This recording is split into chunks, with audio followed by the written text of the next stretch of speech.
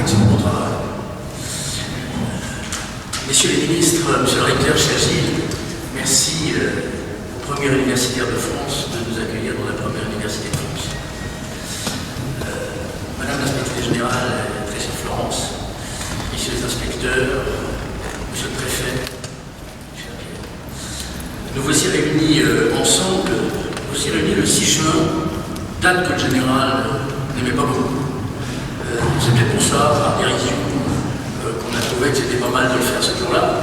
Je ne sais rien, on y réfléchira. Je voudrais très rapidement, et sans revenir sur ce qui a été dit, sur la leçon d'histoire de Gilles Pécou, sur la leçon d'humanité et de partenariat d'Hervé Guémard, et sur la leçon d'amitié et de professionnalisme de Bertrand Koch, je voudrais faire deux séries de remarques. La première série de remarques sur enseigner. Oui, simplement deux parties, je sais. La première remarque sur enseigner De Gaulle. D'abord sur De Gaulle et l'histoire enseignée. Monsieur le recteur, il y a 45 000 professeurs d'histoire-géographie dans l'enseignement secondaire. C'est plus amiral que la marine nationale.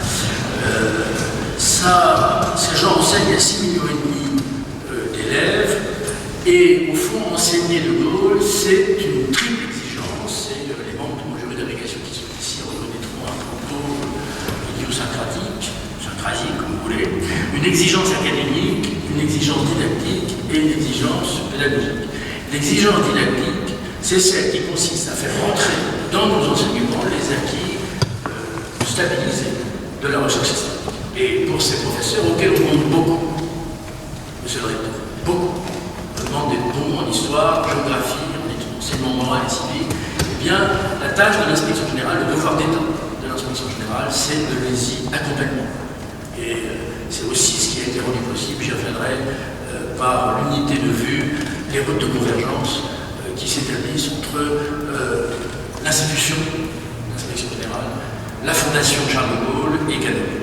Ça, c'est la partie académique. Il y a aussi la partie didactique, au fond, comme le disait Gilles Pécou, à quel moment peut-on, doit-on enseigner De Gaulle et comment? On n'enseigne pas au collège, on enseigne au lycée, on n'enseigne pas au lycée professionnel, comme on enseigne au lycée d'enseignement général. Ce sont des questionnements à un moment où, bien que hier on parlera, on est en plein renouvellement des programmes qui d'ailleurs feront, et chaque jour davantage, plus la part à De Gaulle au sens très général. Et puis, il y a cette affaire de la pédagogie. Et au fond, comme vous l'avez tous remarqué, et comme le recteur l'a signifié, cette réunion dans les auteurs et dans le travail des universitaires, des professeurs de classe préparatoire, de quelques agrégés du secondaire en détachement, et des professeurs du secondaire, donne une unité à l'ouvrage qui traduit bien ce que nous recherchons, c'est-à-dire la continuité des apprentissages. Et c'est bien ça aussi, monsieur le recteur, qui symbolise notre présence ici aujourd'hui en Sorbonne, comme le disait d'ailleurs Paul Valéry, tout finit en Sorbonne. Deuxième remarque, De Gaulle, de cette première série de remarques sur l'enseignement, De Gaulle a été enseignant lui-même. Gilles Pécou l'a dit, il a été enseignant dans sa carrière, il a enseigné en captivité, il a enseigné à Saint-Cyr, il a enseigné à l'école de guerre, il n'a jamais au fond cessé d'enseigner. Il a été aussi enseignant dans sa méthode, la maîtrise de la discipline historique. Du général de Gaulle est un modèle du genre. Or, chacun sait qu'on enseigne bien que lorsqu'on maîtrise parfaitement sa discipline, c'est quelque chose qu'il faut rappeler de temps en temps. Et puis, par sa pédagogie, les livres, les textes, les discours, les messages, la radio, la télévision, il s'est emparé des moyens à la fois traditionnels et en même temps les plus modernes de la communication. Donc, De Gaulle, c'est à la fois une exigence pour les enseignants, De Gaulle s'enseigne, De Gaulle est enseignant lui-même, et puis il y a la relation entre le général de Gaulle et l'histoire. Le général de Gaulle a vécu l'histoire, le général de Gaulle a fait l'histoire, et le général de Gaulle a enseigné l'histoire, et tout ça un peu en même temps, et si on veut, quelquefois, en imbriquant l'enseignement dans l'action, l'action dans la vie. Et puis après tout, comme le disait De Gaulle de Malraux, je ne sais pas si tout est vrai, mais tout a été vécu. Et de son vivant, au fond, De Gaulle a fait de la France une leçon. De Gaulle a fait une leçon de France. Et il n'a jamais jamais cessé de faire la leçon à la France. Donc on a là une articulation qui me semble intéressante. Il a traversé l'histoire de sa vie. Deuxième série de remarques sur la liberté, sur la modernité et avec un retour sur l'histoire. Premier point, je crois que De Gaulle restitue alors sa liberté. L'histoire chez lui est un ferment de liberté, ce qui est intéressant. Et quand on était, Pierre, ensemble, on était jeunes normaliens et qu'on préparait l'agrégation, c'était en un temps où, comment dirais-je, l'historiographie dominante ne révérait pas la liberté. Et donc c'était quelque chose qui nous soulageait de temps en temps dans des discussions vespérales. Et puis cette liberté, il la puise aussi beaucoup plus fort et beaucoup plus loin. Il y a dans une des plus belles, des plus beaux textes que je connais sur Erasme, qui est une biographie de Stefan Zweig, il y a la conclusion de cette biographie où Zweig dit d'Erasme, il était seul comme un homme libre et libre comme un homme seul. On a là, semble-t-il, une référence qui convient bien au général. Deuxième point, la modernité, les institutions, la défense, le social. De Gaulle, c'est le dépassement. Dépassement, d'ailleurs, dans les deux sens du terme, dépasser et se dépasser, et quelquefois aussi peut-être être dépassé. Ainsi que Ricoeur l'a fait remarquer, cet ouvrage ne scelle pas, malgré l'admiration, malgré le recul critique par rapport au savoir, cet ouvrage ne scelle pas la part d'ombre qu'il y a pu avoir. Et puis il y a ce regard sur l'histoire. Léon Bloy disait « Tout homme est à la fois prisme et miroir ». Et au fond, enseigner De Gaulle, c'est à la fois à faire le prisme et le miroir d'une histoire d'une vie. De Gaulle et l'histoire du général, et puis la France et son histoire à travers cette année. Alors, quelques remerciements, bien sûr, avant de passer à autre chose, puisque on est ici aussi pour voir des images. D'abord, le recteur et l'amitié qui nous lie, la confiance, aussi l'inspection générale. L'inspection générale, c'est un corps assez singulier. C'est un peu comme un corps de Brahman dans une société sans caste. C'est la définition qu'on donnait d'ailleurs Jaurès, sans parler d'inspection générale, mais ça va bien. C'est la liberté réglée par le devoir. Sans l'inspection générale, sans mon appartenance à ce corps, je n'aurais pas pu avoir cette forme de liberté pour faire cet ouvrage, enseigner De Gaulle, après enseigner la mer, après enseigner la résistance, après enseigner la défense. Il y a comme ça un quintet sympathique. Je dis quintet parce qu'il y a une double édition d'enseigner la mer, la deuxième avec Florence Smith, ceux qui écouteraient ce que je raconte. Et puis un grand merci à Canopé. Un grand merci à Montbertrand, parce que nous sommes, c'est vrai, depuis très longtemps. J'ai beaucoup goûté travailler avec lui, j'ai beaucoup apprécié travailler avec ses équipes qui m'ont poussé l'un d'entre eux à venir même m'apporter à mon domicile en échange d'une demi-tasse de café, les premiers exemplaires, d'enseigner le Gaulle, je trouve que fait correct. Et puis la fondation. Deux mots sur la fondation parce que Pierre-Jacques Godefrin, puis Hervé Guémard, et puis le secrétaire général, le directeur, les personnels, et vous aussi Catherine, tous ont fait confiance pour travailler dans ce sens, et c'est aussi peu fréquent de travailler dans ces conditions.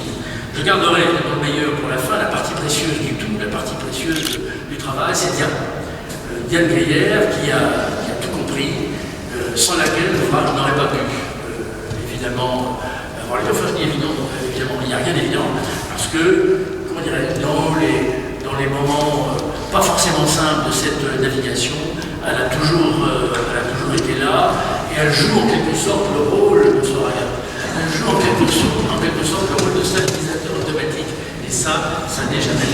Alors, enseigner De Gaulle, qu'est-ce que c'est? Avant de laisser la parole à Diane, qui va vous présenter le site internet indissociable de cette affaire, site internet qui est abrité par la Fondation.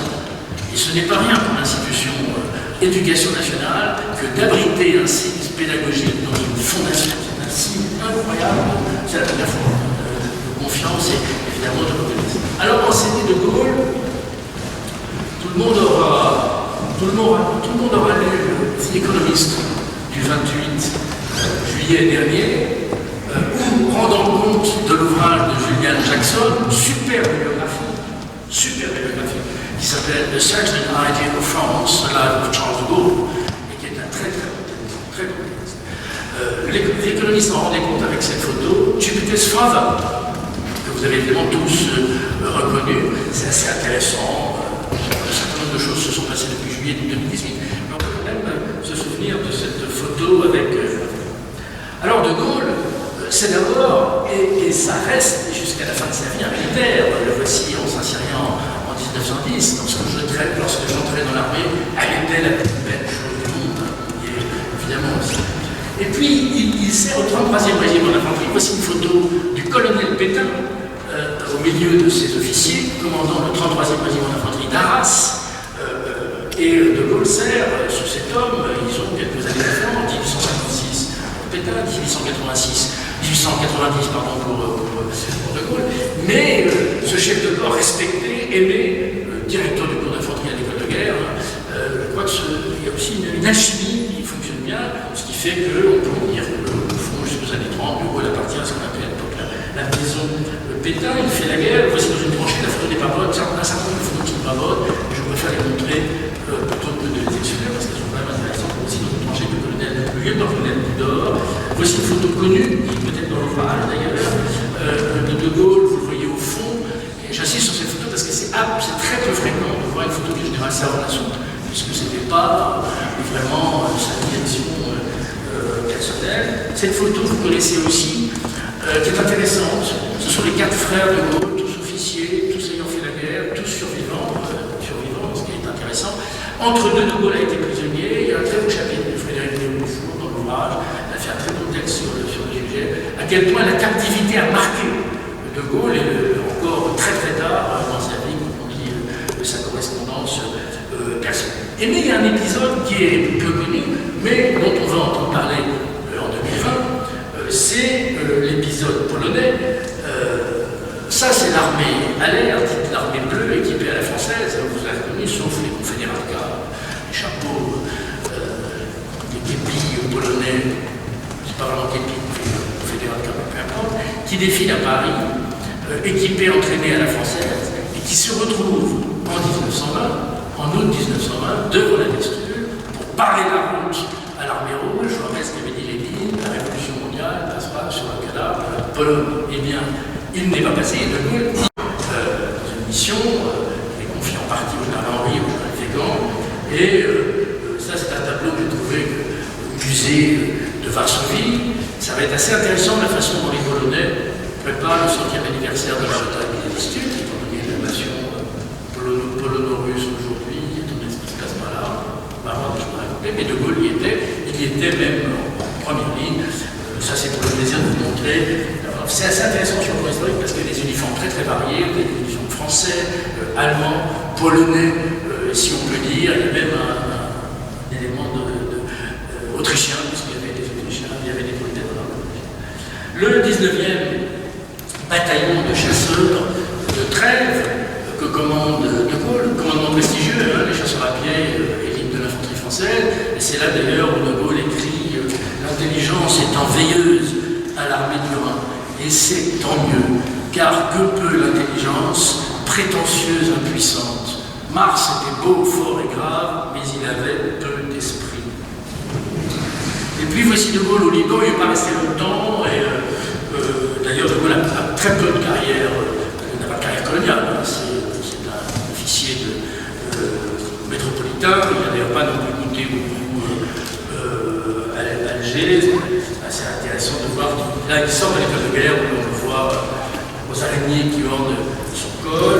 Voici une photo qui a été difficile à identifier, mais qui finalement peut être identifiée par la présence de cet officier à moustache, qui est le colonel Boucard, qui commandait le 19e bataillon de chars de combat. C'est lorsque De Gaulle commande son régiment de chars à Metz, sous les ordres d'ailleurs de Giraud. Et là, c'est un championnat, c'est une réunion de son régiment. On le voit quand même assez bien, contrairement à certains officiers, si on est en il sait se tenir. Et on a là cet homme qu'on voit, c'est le moins qu'on puisse dire, de loin. Officier de char, c'est à la tête d'une division formée rapidement, là il est à Metz, d'une division formée rapidement, mais quelques unités, il y en a 4 qui sont formées et qui réussissent en partie un début de contre-offensive sur le flanc gauche de l'armée. C'est là d'ailleurs qui lie une amitié assez exceptionnelle agrégé d'histoire et de géographie et qui deviendra inspecteur général, puis François, introducteur en 1945 de l'association civique dans le programme de l'enseignement secondaire. Quittant la vie militaire, De Gaulle entre en politique. Il ne faut pas se leurrer lorsque De Gaulle arrive à Londres, il n'est pas général, il est ancien ministre.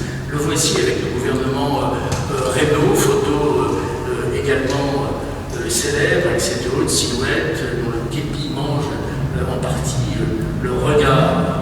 Voici les heures de Londres, avec derrière le fidèle Geoffroy de Courcelles, que vous connaissez aussi. Alors il n'y a pas de photo de l'appel, il y a celle-ci qui est postérieure. Ce qui est intéressant dans l'appel, il y a des pages intéressantes, cet ouvrage est intéressant la première, la dernière page. Mais il y a en particulier comme ça des moments où on reconnaît, je parlais de liberté tout à l'heure, au fond De Gaulle s'arrache à tout. Il s'arrache à ce qui le fonde, il s'arrache au conformisme, il s'arrache au confort, dans une certaine mesure. Pour être français libre, à la suite de Gaulle, il faut laisser ce à quoi on appartient, quelquefois même son uniforme et son nom. Donc au fond, le comte de Haute-Cloque, lorsqu'il devient Leclerc, il a laissé derrière lui toute une série des choses. Et cet arrachement, cette façon de partir, elle peut être souriante, elle peut être agréable, mais elle peut être aussi d'une extrême difficulté, d'autant qu'ils sont très peu à être à Londres à l'été 1940, ce qui explique quelquefois des moments un peu graves, comme celui-là. Le Gaulle n'est pas expansif, il sourit rarement, encore qu'il y a quelques exemples de sourire du général que je vous montrerai. Et puis il y a des choses aussi qui rassurent. Voici une photo du lieutenant de vaisseau Rogoux, commandant le sous-marin Narva, qui, le jour où il apprend la nouvelle de l'armistice, envoie en clair à l'ensemble des autorités de la marine: trahison sur toute la ligne, je rejoins un port anglais. Il mourra d'ailleurs à la fin de l'année 40 devant les côtes de Pise. Tout n'est pas simple, comme le montre cette photo de l'expédition de Dakar. Vous reconnaîtrez d'ailleurs sur la photo, il n'y a rien du tout, à droite sur la photo Courcelles, en place coloniale, l'expédition de Dakar, qui est une expédition intéressante et qui, c'est pas composé, ne fonctionne pas bien. Voici une photo qu'Henri-Guémard goûtera, puisque De Gaulle est en compagnie du général Catroux, personnalité extrêmement intéressante et attachante de la France libre, se salue à 6 pas de Catroux, alors qu'il a 5 étoiles, et reconnaissant De Gaulle lorsqu'il atterrit au Tchad, et aussi un élément évidemment important. C'est après l'affaire de Syrie, qui est le moins qu'on puisse dire, qui se solde par plusieurs milliers de morts, une guerre fratricide, en fait, entre Français. Cette petite légion, on comprendra que j'ai choisi une photo qui représente des fusiliers marins.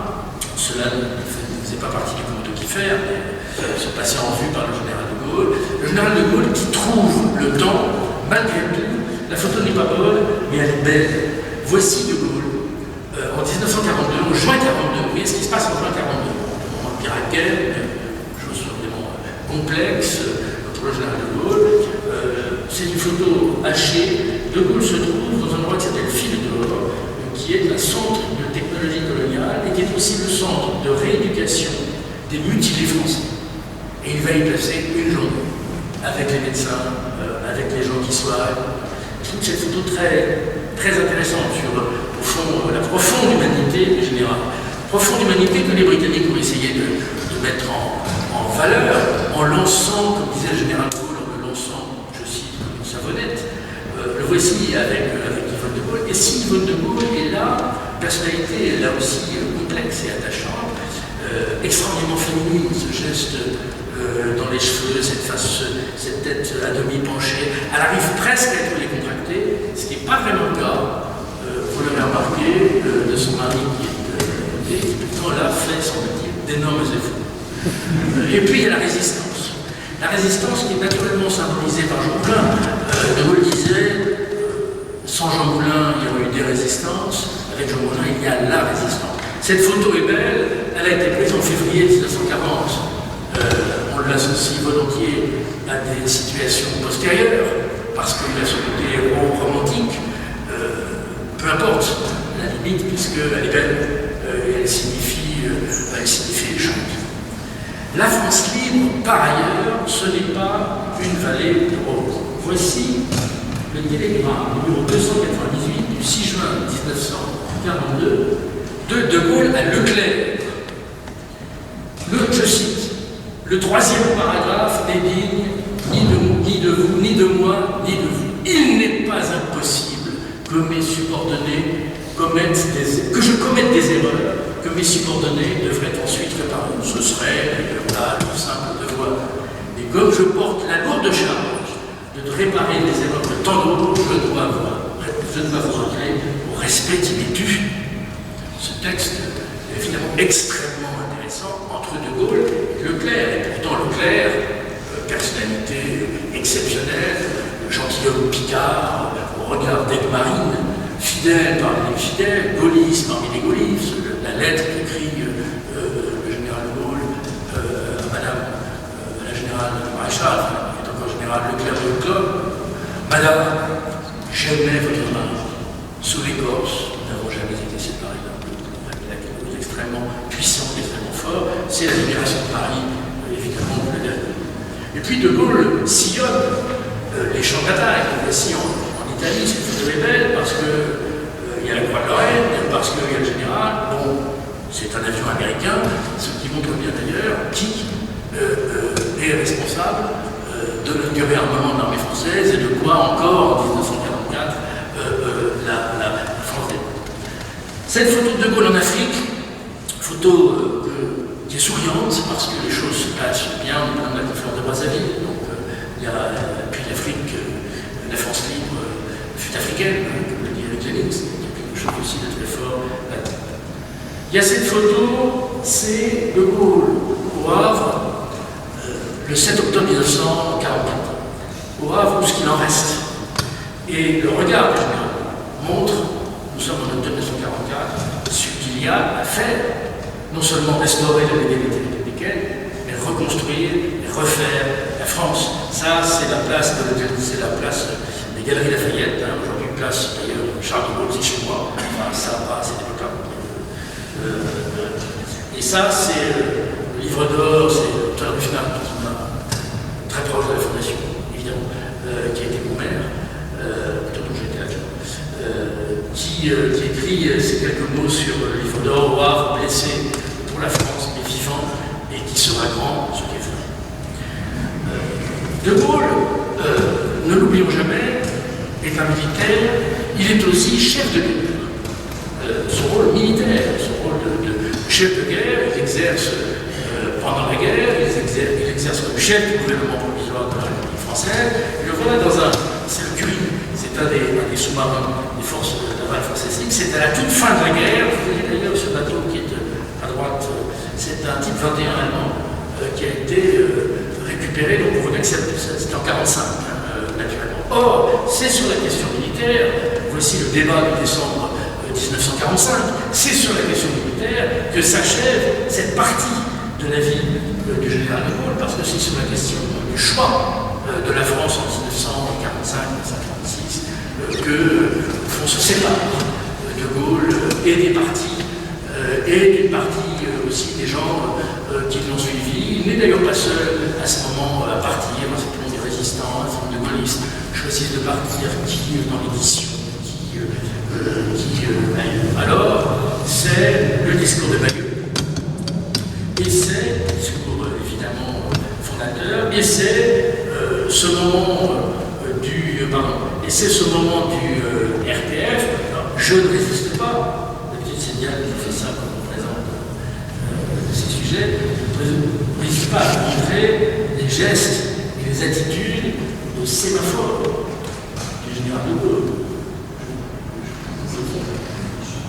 Vous savez mieux faire que moi.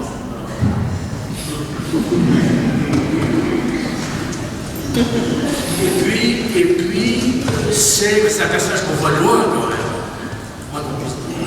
Et puis c'est Colombet. Belle photo de Colombet prise, qui est une des maisons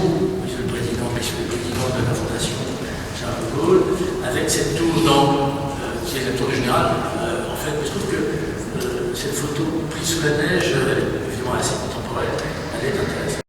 Le général de Gaulle, au moment de l'affaire algérienne, on voit Guichard, évidemment, derrière, c'est la conférence de presse au Palais d'Orsay, nous sommes en mai 1958. Le retour du général de Gaulle, il est provoqué en partie par la crise algérienne, mais d'emblée, de Gaulle le résout aussi par un changement d'institution. C'est janvier 1959, le président Coty est en train de dire le premier des Français est désormais le premier en France, et ces institutions de la Ve République, le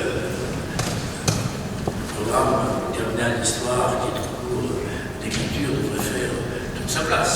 L'évolution de la Ve République, de la République gaullienne toujours, c'est là aussi un legs absolument essentiel du général de Gaulle. J'ai parlé de l'affaire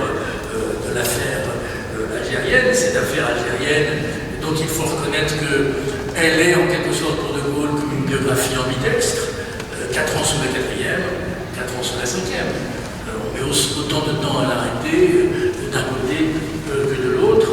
Voici un exemple de ces manifestations d'Alger que chacun connaît. Ce qui explique la mine un peu grave du Premier ministre Michel Debré et du général de Gaulle. Il y a cette magie du verbe, cette façon au fond de transformer le vil-plomb du quotidien en or de la légende par la magie du verbe qui est l'apanage du général de Gaulle qui use pour cela, après des débuts un peu hésitants, de la Voix de la France, c'est-à-dire de la télévision. Et il y a l'œuvre. L'œuvre, c'est la refonte de l'armée. On comprendra pourquoi, cher Gilles, j'ai choisi de vous montrer une photo de l'inauguration de la nouvelle école de Naval, devant l'amiral Bigot et l'amiral Barrère, qui plus est. Voici De Gaulle devant le drapeau de l'école navale, on dit un drapeau de l'école navale, me semble-t-il. Donc c'est la refonte des armées autour du nucléaire. J'insiste un peu sur le nucléaire parce qu'il y a une continuité de ce point de vue-là de la résistance à la dissuasion. Je m'oublie que ce sont en partie des savants français qui ont d'une part sauvé des stocks de l'eau, qui se sont retrouvés en Angleterre, au Canada, aux États-Unis, que De Gaulle a été prévenu en fait très tôt au Canada, à la fin 1944, qu'il y avait quelque chose qui était en train de se préparer, qu'il n'a pas parfaitement saisi ce que pouvait être cette affaire. Mais avec De Gaulle et avec la Ve République, alors que les travaux qui avaient été faits sous la Quatrième République étaient des travaux secrets, faits en plus en collaboration avec un certain nombre de partenaires, en Allemagne et l'Italie d'ailleurs, avec le général De Gaulle, la dissuasion devient une affaire publique, une affaire d'État. C'est d'ailleurs assez intéressant. De Gaulle offre, si je puis dire, aux militaires la dissuasion, alors que la force de frappe n'est pas un outil militaire, mais un outil politique. Ce n'est pas une arme comme les autres, hein, c'est la dernière des armes, au moins du premier des Français. Et ça, c'est intéressant. Vous voyez Biot, vous voyez Mesmer, bien sûr, vous voyez Biot, qui était le premier à l'époque, Perfil, qui était l'archière scientifique, et puis De Gaulle. Mais ce n'est pas seulement ça. La grandeur de la France, elle est signifiée aussi par d'autres choses. On permettra de citer, bien sûr, et de montrer cette photo très forte du paquebot France rentrant à New York. On permettra de montrer une photo d'une des expositions au Petit Palais, De Gaulle s'exclamant « Mais comment Malraux sait-il tant de choses ?» On a là quelque chose, évidemment, qui est aussi très fort, très intéressant. Si la grandeur ne se divise pas, elle s'exprime en autant de particules possibles de la physique politique. Et puis, on a cette relation singulière avec les Français. Ces visites dans les provinces, on voit aussi une à Privas. Alors là, il y en a une tout à fait singulière. Le 22 dans l'Aube, dans les Ardennes, il s'arrête à Île-sur-Suippe, qui est un village de la Marne. Pourquoi s'arrête-t-il? Parce que tout est pavoisé, parce qu'on l'attend, et il descend évidemment de son automobile, tout ça n'était pas prévu, et il salue les gens au passage. Et il y a cette photo que j'aime bien. Vous regardez en particulier la tête de la petite fille qui est à gauche. Et si cette petite fille se reconnaît et qu'elle est dans la salle, le recteur lui offrira un ouvrage d'enseigner de Gaulle à la fin de cette manifestation. Il y a là un regard qui est quand même extrêmement intéressant et extrêmement significatif. Et puis il y a des couples qui ne sont pas simples, ils ne le sont jamais sous la Ve République. Celui-là, entre le normalien et le sassyrien, est un couple extrêmement important. Nous avons voulu le signifier aussi fortement dans cet ouvrage. C'est un couple qui ne se finit pas très bien. Voici, après la démission, tout au moins après le départ de Georges Pompidou, on connaîtra Chaban, évidemment à gauche, Claude Pompidou un peu masqué. La poignée de main entre le général et le Premier ministre n'est pas spontanément chaleureuse. Le général de Gaulle vient de dire à Claude Pompidou: il paraît, madame, que c'est votre mari qui a gagné les élections. Chacun comprendra que la dernière année du général de Gaulle n'est pas nécessairement la plus simple, même si ce n'est pas la moins intéressante sur le plan politique et sur le plan de la recherche d'un nouveau contact avec la modernité. Et puis c'est la France en nombre. Là aussi, rupture extrêmement intéressante entre la 4e et la 5e République. Macmillan, Eisenhower, dont vous avez parlé, monsieur le ministre, le général de Gaulle et Adenauer. Il n'empêche que c'est largement avec Adenauer et cette réconciliation franco-allemande qui commence en fait très tôt après la guerre, mais à laquelle évidemment de Gaulle, comme dans le coup, magnifie et donne un symbole, il en fait un symbole tout à fait particulier. Alors les images du général, elles sont extraordinairement diverses. Il y a cette image connue de 1961, l'image de la statue du commandeur. On est dans un des actes de la fin de Don Juan, il y a quelque chose d'extraordinairement fort. Mais il y a d'autres images, moins évidentes, moins connues, comme celle-là. Nous sommes en 1967, on n'est d'ailleurs pas loin du vive le Québec libre, et on a l'image d'un De Gaulle extraordinairement apaisé, souriant, vieux sans être un vieillard, avec ce recul de l'âge. J'ai parlé de vénérable tout à l'heure, il y a quelque chose qui ressemble évidemment beaucoup de choses qui montrent bien aussi les diverses facettes du général. Il y a celle-ci qui est moins facile, c'est De Gaulle au moment de mai 68. Il y a celle-ci qui est connue, bien sûr, et puis il y a celle-ci, parce qu'au fond, comme le disait lui-même le général Massu, le départ, l'installation de Gaulle en Allemagne, ça aurait été, je cite, un nouveau Varenne. Alors, qui a fait quoi? Ce n'est pas le sujet, mais c'est quand même assez intéressant de rappeler qu'il existait ce type d'officier. Et puis, c'est, bien sûr, c'est saignement la vie, c'est-à-dire un combat comme pour une nation, comme pour un homme. Voilà, je vais maintenant laisser la parole à Diane Millet en vous remerciant de votre attention.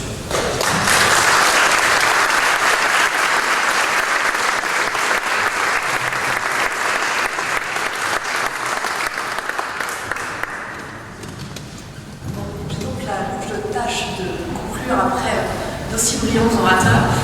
Donc je pense que je vais surtout être très technique, mais néanmoins, je l'espère, pédagogique pour vous. Présenter l'ouvrage dont on a déjà beaucoup parlé, je vais revenir donc sur les auteurs, sur l'organisation du plan d'ouvrage, et surtout donc, vous présenter le site internet qui lui est dédié, en espérant aussi autre lourde tâche qui m'incombe, en espérant qu'Internet fonctionne de manière. Je suis sûre, monsieur le recteur, que tout fonctionne bien. En tout cas, je sais depuis que nous faisons le Tour de France que ma carrière est déjà très mal partie. Vous l'avez déjà dit maintes fois. Donc l'ouvrage enseigné de Gaulle, il est organisé en 5 parties, comme vous pouvez le voir ici. De Gaulle avec De Gaulle, de l'appel du 18 juin à la refondation républicaine, le père des institutions de la Ve République, la République gaulienne et De Gaulle entre histoire et mémoire. Comme il a été déjà dit, on a réuni les spécialistes. Ces spécialistes, évidemment, ont tenu compte des dernières avancées de la recherche. Donc là, on a véritablement un ouvrage de référence, avec notamment des articles. On a cité Frédéric Dufour. Dans la partie histoire et mémoire, on a un très bon texte aussi, Laurent Douzou, de Soudir Azarissing, également sur le mythe gaulien, qui sont évidemment là autant de chapitres. Mais comme vous l'avez très bien dit, de toute façon, l'ouvrage se lit du début, de l'introduction rédigée par l'inspecteur général, jusqu'au dernier chapitre. Donc ces 5 parties, pourquoi vous les présenter ici? Parce qu'on va les retrouver sur le site internet. Donc on a bien insisté sur l'unité, la continuité. L'ouvrage, c'est Enseigner de Gaulle. C'est effectivement un ouvrage papier, on a tenu à conserver ce support, mais c'est aussi un site internet. On a suivi finalement le mode de fonctionnement qui existait pour la série Enseigner la mer, Enseigner la résistance. Et le site internet, pour les enseignants qui utilisent déjà Enseigner la résistance, là je remercie très chaleureusement les équipes Canopée. On s'est inspiré évidemment de ce qui avait été fait pour Enseigner la résistance, de manière à ce que les enseignants qui étaient déjà utilisateurs de ce site ne soient pas évidemment déstabilisés par l'utilisation d'Enseigner le Gaulle. Ceci vrai qu'effectivement le site est habilité sur le site internet de la Fondation Charles de Gaulle, et donc je remercie une nouvelle fois Canopée de nous avoir permis de faire de cette manière-là. Alors, du coup, c'est là que ça va se compliquer pour moi, en espérant que tout fonctionne.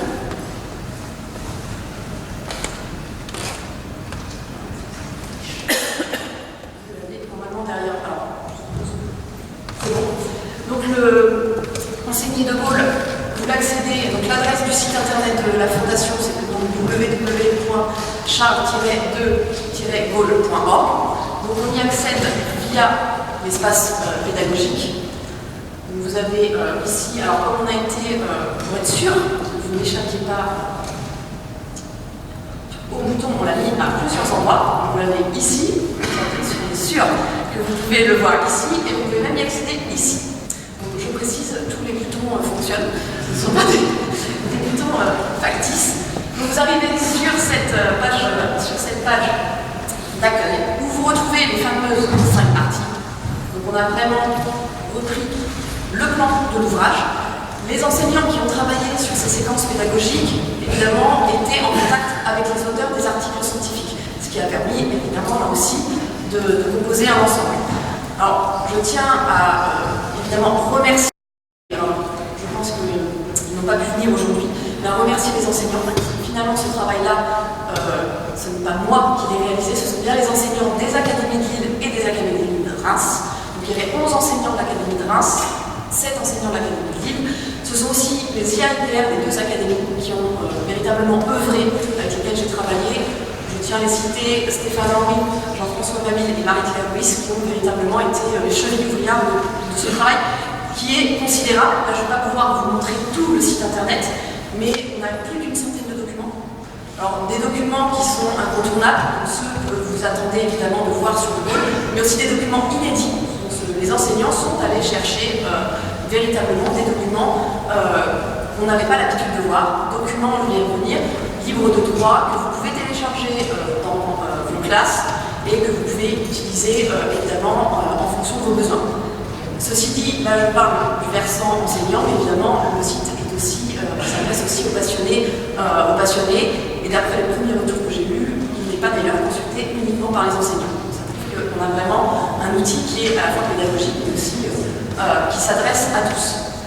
Donc puisqu'il a été question tout à l'heure des programmes, je vais prendre pour exemple, aller sur le général de Gaulle pendant la Première Guerre mondiale, période d'ailleurs de la vie du général qui est en général très peu connue. Alors chaque étude, oui, justement, chaque étude est construite exactement sur la même, toutes les études. À chaque fois, vous retrouvez le même plan que vous avez ici sur la petite colonne à droite, place dans les programmes. Vous avez objectif pédagogique, puisqu'évidemment, on doit s'inscrire dans ce qui est attendu par les programmes, ce qui montre bien qu'on enseigne de Gaulle, dans le secondaire et dans le primaire. Une introduction, une problématique, une démarche pédagogique et des ressources complémentaires. Donc à chaque fois, pour chaque étude, on a une bibliographie actualisée et une cytographie. Donc là, évidemment, on a un vrai petit travail. Alors justement, monsieur parler de la place du programme, nous avons actualisé, puisque quand le site a été conçu, il a été conçu en octobre dernier, et évidemment, nous ne connaissions pas encore les nouveaux programmes scolaires. Désormais, nous les connaissons. Alors, j'ai encore laissé ancien programme de première, puisque là, nous sommes dans la transition. Les enseignants l'utilisaient encore cette année pour leurs cours avec les anciens programmes. Mais vous avez donc les nouveaux programmes de première. Et en effet, la Première Guerre mondiale, de Gaulle, en fin de première, le 19e siècle, puisque désormais enseigné le 19e siècle, aussi en première. Là aussi, on peut parler de la jeunesse de Gaulle. Je n'ai pas encore connaissance des programmes de terminale, mais j'ai peine à penser qu'on revienne en terminale à la Rome antique. Donc je suppose que si on s'arrête à la Première Guerre mondiale, à la fin de la première, de fait, on va avoir l'entre-deux-guerres, la Seconde Guerre mondiale et également la Cinquième République. Donc De Gaulle, en terminale, évidemment, va occuper une place centrale. Évidemment, de même qu'on a actualisé pour les programmes de première, dès qu'on aura connaissance des programmes de terminale, là aussi, on va actualiser sur le site internet. Alors oui, j'ai lycée professionnel et dans l'enseignement technologique, parce que ce que je n'ai pas précisé, parmi les enseignants, on avait dans l'Académie de Reims 2 enseignants du lycée professionnel. On ne s'est pas adressé simplement à des enseignants de classe préparatoire, on avait vraiment des enseignants de lycée général, technologique et professionnel, de collège et évidemment, puisque ça s'adresse aussi pour la classe de 3e. Donc vous avez les objectifs pédagogiques, on retrouve pour chaque étude, une introduction, une problématique, on a mis quelques liens, hypertextes, alors ça vous renvoie soit à notre propre site internet, où vous avez des biographies en ligne, ou également au site internet de nos partenaires, Fondation de la Résistance, Fondation de la France Libre. Mais l'objectif évidemment, c'est de naviguer le plus facilement possible et trouver surtout l'information le plus rapidement possible. Donc chaque page est construite vraiment de la même manière. Pour les documents, je l'ai dit, 5 documents par étude, donc il y a 22 études sur l'ensemble du site, donc plus d'une centaine de documents. 5 documents sont étudiés, mais ça n'a pas empêché les auteurs de rajouter au sein de leur séquence d'autres documents. Donc on a près de 150 documents sur ce site internet. En accès libre, exactement, grâce à KDP. Donc si je prends ce document iconographique, donc on retrouve évidemment des documents écrits, iconographiques, audiovisuels, cinématographiques, puisque c'est le choix des auteurs. Donc là, vous pouvez cliquer ici, vous téléchargez et vous récupérez directement le document. De même que les études sont présentées toutes sur le même plan, et ce plan-là, c'est celui que vous avez sur Enseigner la Résistance, même chose que les documents. Donc une introduction, une présentation, avec une contextualisation ensuite, et une analyse. Et évidemment, à charge, pour chaque enseignant, on a longtemps réfléchi avec les IAIPR sur ce qu'on attendait du site internet. Ce ne sont pas des cours clés en main. C'est-à-dire que l'objectif, c'est que les enseignants puissent se réapproprier ce qui est présent sur le site. Donc ils peuvent prendre les études dans leur ensemble, ils peuvent prendre une étude de documents séparément. Ça, évidemment, ce sont des pistes qu'ils peuvent trouver sur le site internet. Alors si ça s'adresse aussi à l'enseignement d'histoire, ça s'adresse aussi à l'enseignement de spécialité, puisqu'on parlait des programmes. Mais si on va sur d'autres études, par exemple Face aux deux grands, construire une Europe européenne, médias et pratique du pouvoir, là on a De Gaulle comme porte d'entrée pour l'enseignement de spécialité pour la classe de première. Et donc le même, pour donner un autre exemple, à chaque fois, donc vous retrouvez, donc, si on prend l'étude Face aux deux grands, on retrouve à chaque fois cette même architecture. Vous retrouvez toujours cette même architecture. Pour ceux qui souhaiteraient justement, qui ne savent pas forcément par quelle partie partir sur De Gaulle, on a créé le petit écran thème. Alors ça va mettre un petit peu de temps à se charger parce que ceci dit, alors là, monsieur le lecteur, effectivement, le réseau internet est absolument très rapide puisque c'est beaucoup plus fastidieux à la fondation. Donc un certain nombre de thèmes que nous avons trouvés qui ne sont pas exhaustifs, armée, constitution, décolonisation, économie, France libre, gaullisme, guerre, héritage, libération, littérature, médias, mémoire, politique étrangère, pouvoir, république, résistance, société, vie privée. Peut-être que certains enseignants vous proposeront d'autres thèmes. Et donc là, même chose, on peut rentrer par on clique sur un thème, ça nous adresse immédiatement les documents qui correspondent à ce thème. Et par exemple, si on va sur le veto, on tombe directement sur le document. Le veto à la décision britannique en 1967. Et là, donc, vous avez un exemple de vidéo. Ça renvoie sur un site qu'on a en partenariat avec l'INA, l'Institut national de l'audiovisuel, site qui s'appelle Charles de Gaulle Parole publique. Et sur ce site, on retrouve un certain nombre de discours et de conférences de presse du général. Donc là aussi, ça permet de trouver à chaque fois très facilement les documents. Et on retrouve de même cette présentation de chaque document. Le menu, donc, vous le retrouvez ici, vous le retrouvez à chaque fois sur le côté. L'objectif, c'était d'être... Alors, j'ai appris, depuis que je suis à la Fondation, j'ai appris des mots que je ne connaissais pas, donc il fallait que ce soit responsif. Alors, responsif, c'est-à-dire que là, vous voyez, ça s'adapte à l'écran, mais le but, c'est que si vous le regardez sur le site internet, sur une tablette ou sur un téléphone portable, vous aurez le même principe, vous retrouverez exactement la même architecture. Donc, ça s'adaptera, quelle que soit la taille de l'écran. Et même chose, si vous voulez revenir en arrière, là aussi j'ai appris des termes informatiques. Si vous voulez revenir à la République gaulienne, donc ce petit menu que vous avez ici s'appelle un fil d'Aria, donc ça vous permet effectivement de revenir en arrière directement sur la page accueil, la République gaulienne que vous avez ici. Et là vous trouvez d'ailleurs les 3 études de la République gaulienne avec les 5 documents. Je me rappelle Bertrand Koch, le jour de la première, déjà en Sorbonne, à la Maison de la Recherche, en octobre dernier, vous m'aviez dit, le site est très bien, mais vous allez voir, ça ne fait que commencer. C'est en effet exact. Le site est en perpétuelle évolution. D'ailleurs, je vous invite à nous aider à l'améliorer au quotidien. Et c'est pour ça que nous avons créé une petite icône de nous contacter, qui n'est pas une messagerie photo non plus, c'est comme les boutons. Donc ça tombe directement sur ma messagerie. Déjà, certains enseignants l'ont utilisé, ce qui me permet, moi, soit de vérifier éventuellement d'approfondir certains thèmes qui n'avaient pas été donnés, soit de répondre à des questions plus précises des enseignants. Donc n'hésitez pas à utiliser effectivement cette petite messagerie. Je ne vais pas être plus longue, je voudrais terminer, je voudrais faire la même chose que vous avez faite encore, à savoir remercier, parce que finalement, dans ce travail-là, j'ai pu réaliser ce travail grâce. Alors je tiens à les remercier, vous avez remercié vos équipes Canopée, que je remercie très, très chaleureusement aussi, Philippe Gobinon, Pierre Dankers, qui m'ont beaucoup aidé, qui sont effectivement dans la salle, mais aussi les équipes de la Fondation Charles de Gaulle.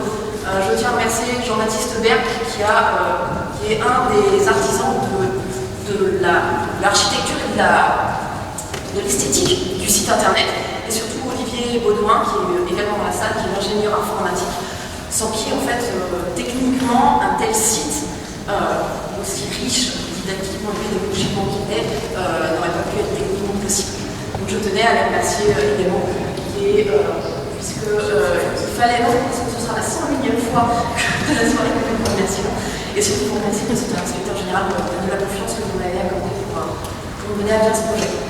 Merci.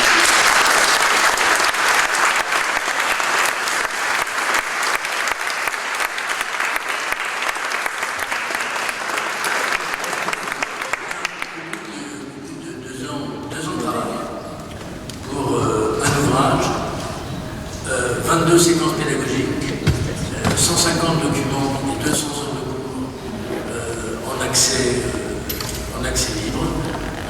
Je remercie encore une fois vivement le recteur chancelier des universités de Paris, recteur de la région académique de France, d'avoir réussi. C'est très symbolique comme leur souvenir. Merci de votre attention.